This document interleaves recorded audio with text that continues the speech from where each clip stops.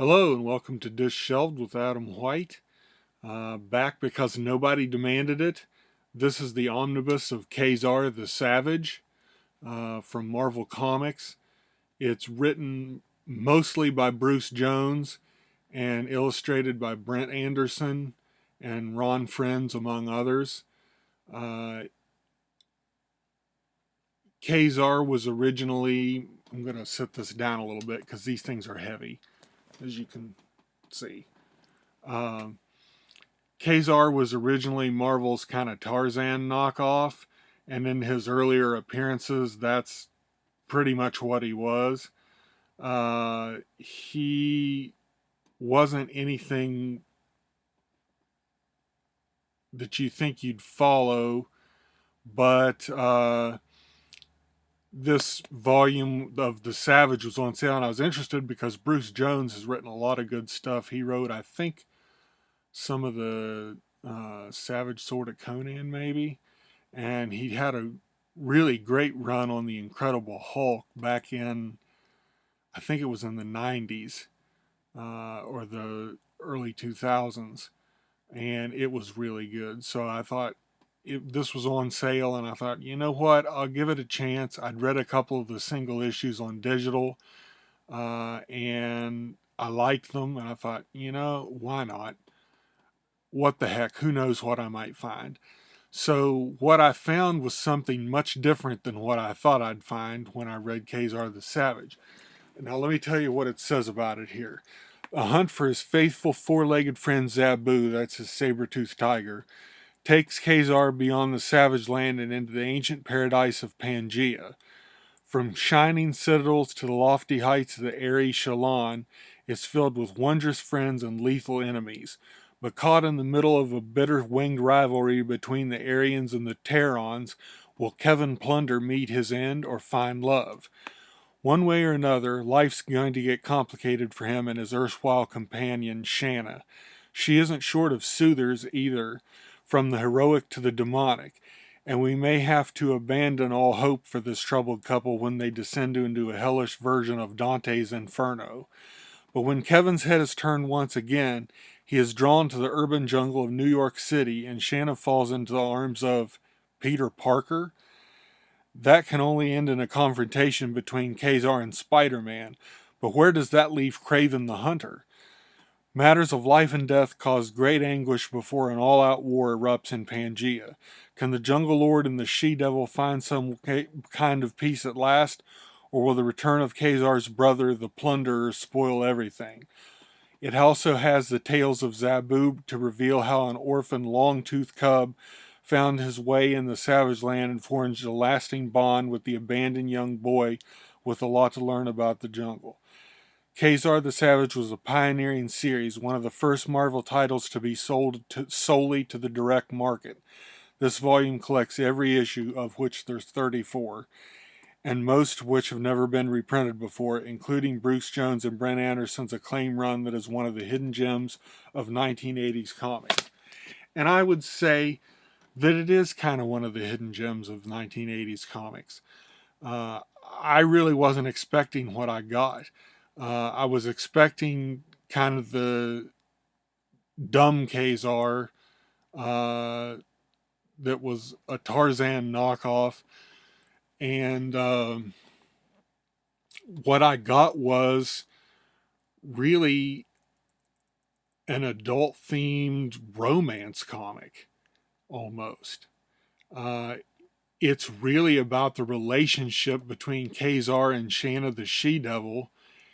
And I say adult in the sense of just it really shows what an adult relationship is like and the give and take of it, and how things get misinterpreted sometimes, and you have falling outs and fights, and come back together, and you really wonder if Kazar and Shanna will stay together or not. But they go through all these adventures, most of which I read you there in the thing. But they find they're living mainly in the savage land, and they discover Pangea, which is a lost civilization story, which would also be kind of themed from Tarzan because he had a lot of lost civilization stories, and except his were a little bit different than this one. But they really have adult conversations.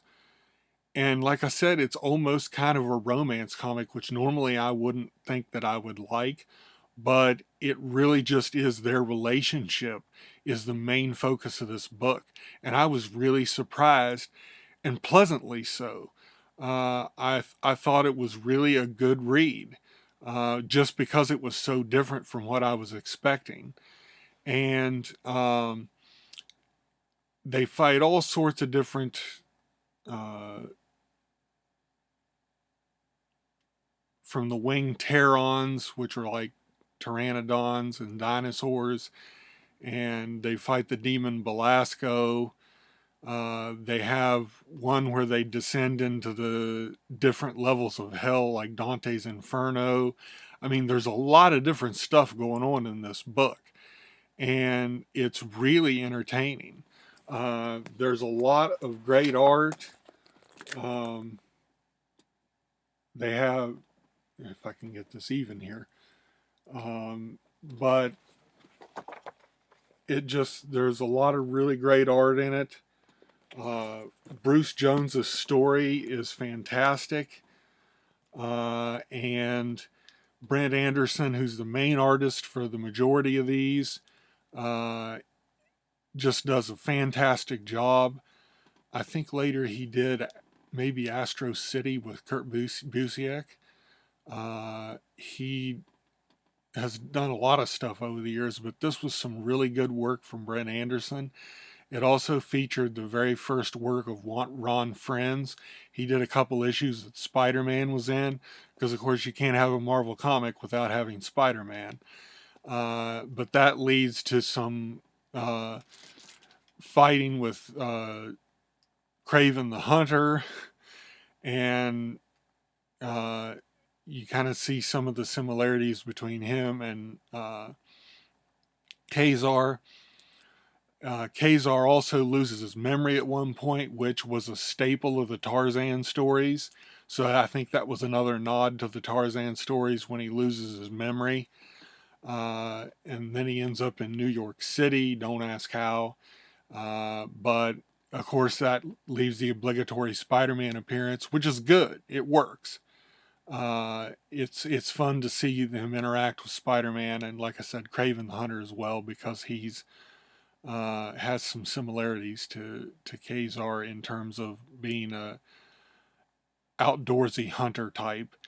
Uh, the Like I said, though, the overall story is mainly about Kazar and Shanna's relationship, and it goes through the whole book. Like I said, this collects the entire 34 issue series of Kazar the Savage. It was really good.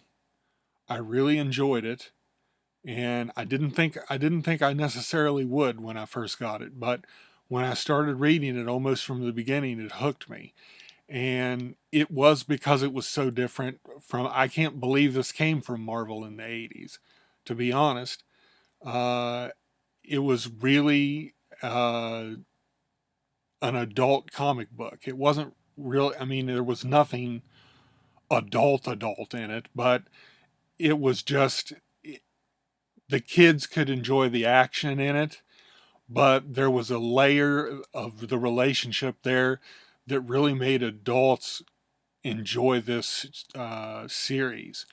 And I'm really glad they reprinted it, because it gave a really good account of Kazar. It made him smart. Shanna was very smart.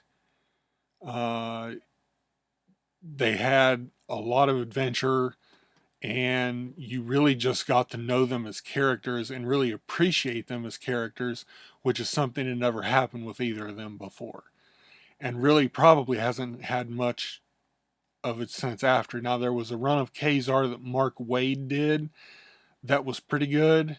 I think that was back in the 90s. There was some interesting stuff in that. But overall, I'd say this Kazar the Savage is the best Kazar that's ever been done. Uh, and the best Shan of the She-Devil that's ever been done. And I really recommend it. Uh, it's not what you expect, and it really just was a good story. I really enjoyed it. So I hope you'll think of giving it a shot. And thank you for joining me this week. And I will see you guys next week.